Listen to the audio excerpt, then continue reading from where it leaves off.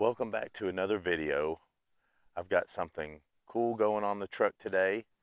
We are going to be tightening up, hopefully, the steering on my '03 Dodge 2500. Let's check it out. Here we have got Rough Country's steering brace. So this is what we're going to be installing today. Got a few tools.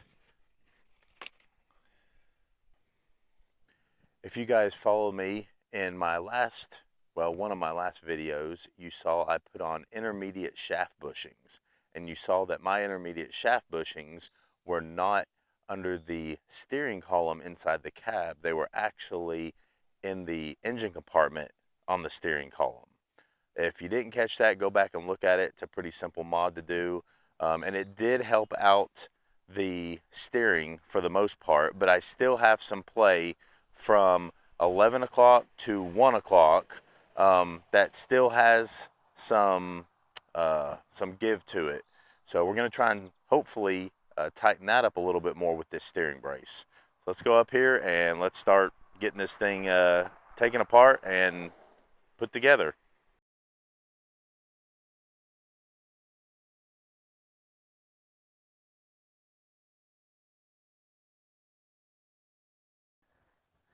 All right, so what we're going to do now, we're going to put this big nut right on here. We're going to use a little bit of Loctite. All right.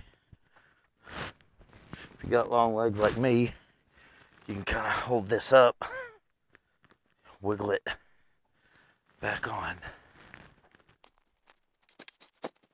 Some thread lock.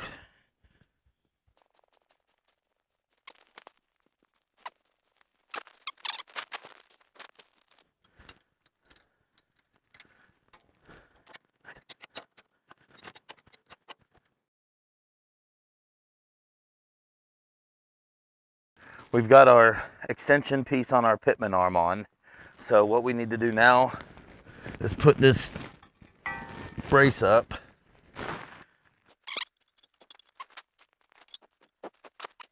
Okay, quick word.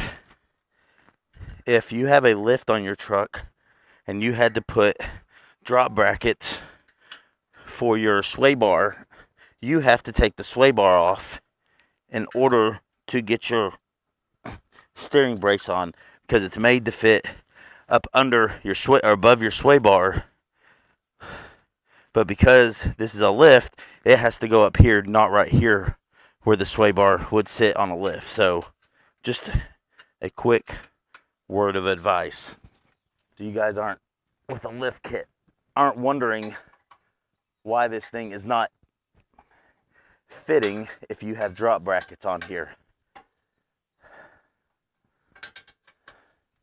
So we're gonna get these drop brackets off, put the steering brace up, and hopefully get the drop brackets back on there.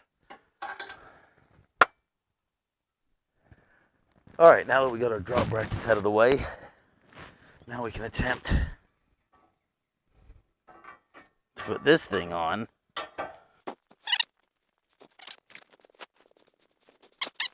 As you can see, we're right up against the frame where it would normally be without having a lift, and we have it on our pitman arm down here. So what we'll end up doing is adding our drop brackets here, and then we'll lift our sway bar bracket back up here, which in all easy to do it easier. Technically, I could have just left my drop brackets attached to my sway bars and just drop the drop brackets. So I'll attach my drop brackets back to my sway bar first. We've got our bearing on.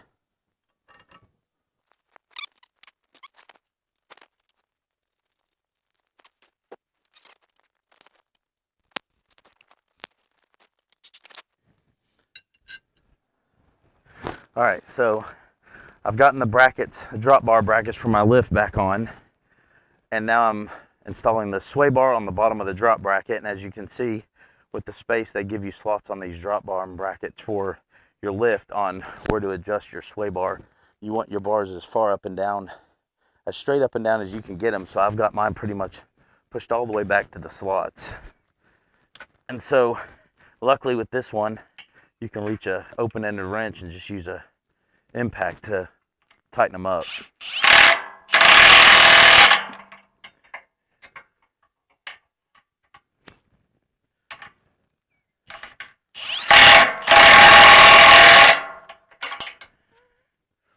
All right, got that. I've got one last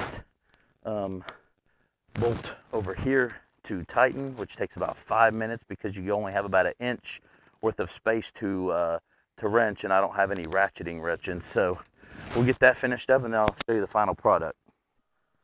All right, so I finally finished it up. Let me show y'all exactly what we got set up here. So when you're putting this on initially, if you have a drop bracket for a lift, I have a 5-inch lift. If you have a drop bracket for the lift, you don't need to disconnect the drop bracket from the sway bar. Just take out these two, that bolt here and the bolt at the very back of that bracket, and that whole thing will drop down. When you initially want to install this, when you install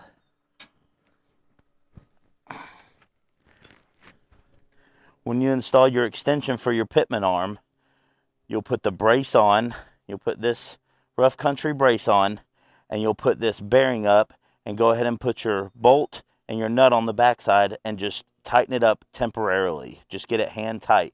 That will hold your whole bracket up. And then at that point, you can put a bolt or two up here without lifting this up, just to hold it in place. And then once you're ready, I pulled this sway bar up, held it with my knee. If you're 6 foot or somewhere thereabout, you probably could do it. Hold this up and then put the back one in first. That's back there, because you have room underneath to actually get, it's right up, right there.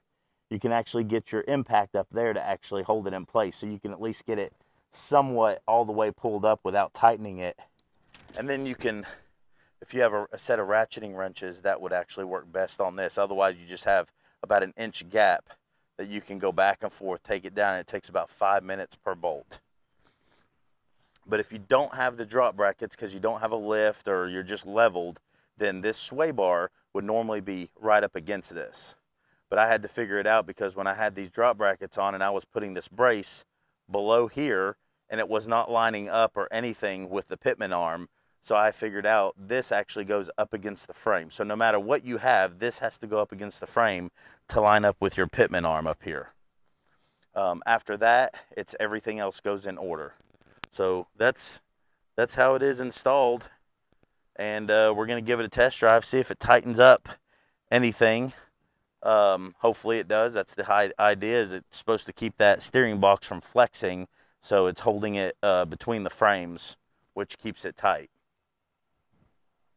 All right, so we are taking this for a test drive now that it's on,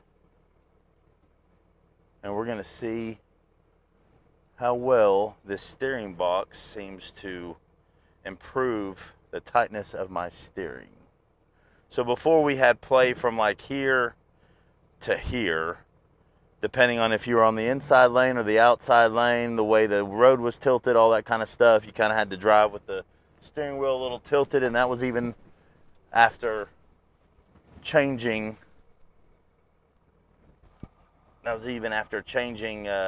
my intermediate shaft, putting those bearings in and everything. So we're going to see how this works.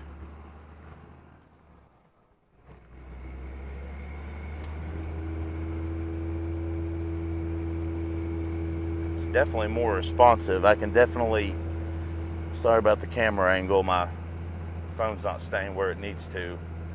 Oh yeah, it's definitely more, holy crud. Barely turn it and it responds. I don't know if you guys can see that. Let's see if I can get a better angle. So before I could turn it from probably 11 o'clock to 1 o'clock. Now you see, you can tell now the steering wheel's actually at an angle. It's so tight. Wow, that really tightened it up, but it looks like I might have to adjust my steering wheel just a little bit more to the right, to the passenger side, because of the way it pulls. That is amazing though. All right, well there it is, guys. The responsiveness of this steering box is unbelievable.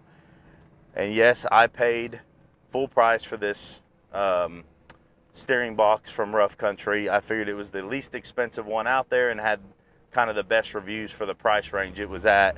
I think I got it for about $130. But anyways, this wasn't sponsored by Rough Country or anything. I don't get any kickbacks from any company. I'm not that big of a YouTuber or nothing. But I hope this install helped anybody. If you have a lift with drop arm brackets or anything like that, maybe this will give a little insight to how to hold it up there and install it. So I hope you guys like this video. Subscribe, hit that like button, and I'll see y'all in the next video.